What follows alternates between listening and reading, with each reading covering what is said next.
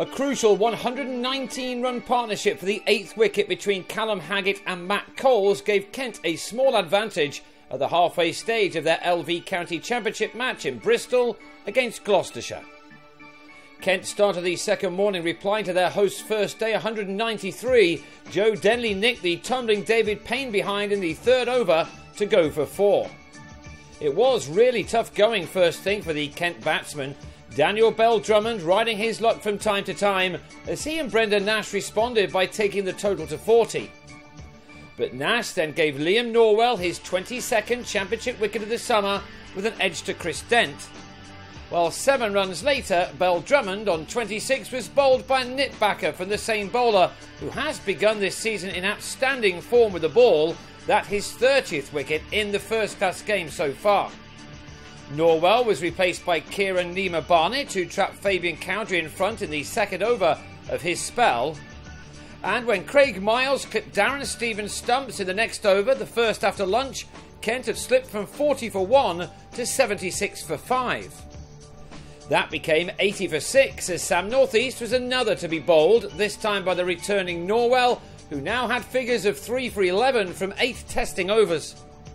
So Gloucestershire now found themselves on top, even more so when Sam Billings came down the pitch to Payne and looked surprised to be given out caught behind. Now on 98 for 7 after losing 6 of those wickets for 58 runs, it looked as if Kent were going to concede a first innings lead to their hosts. But Coles, in at number 9, had other ideas. He and Haggett first saw their side through to the tea break on a day where the odd shower was never far away. After the interval, the game switched Kent's way thanks to these two batsmen. Coles was to produce one of his best innings for a while. Once seen as much as a batsman as a bowler, it is the latter that has taken over in the last few years. Haggett was something of a revelation at the other end. He was to better his previous career best with the bat of the unbeaten 44 he made against this same opposition a couple of years ago. Coles, meanwhile, had struck 66 off 83 balls, adding 119 for the 8th wicket with Haggett, which had his side 24 runs ahead when he was very well caught off his own bowling by Dent. This must have been a special moment for Haggett, who went to his maiden half-century in what was his 24th first-class innings. Of course, a life-threatening heart problem a few years back has limited his performances since he made his debut for Somerset 5 years ago. His first ever 50 had been a very good one and had used up 149 balls, from which he'd struck only the 4 boundaries. He'd helped his side to an unlikely lead too.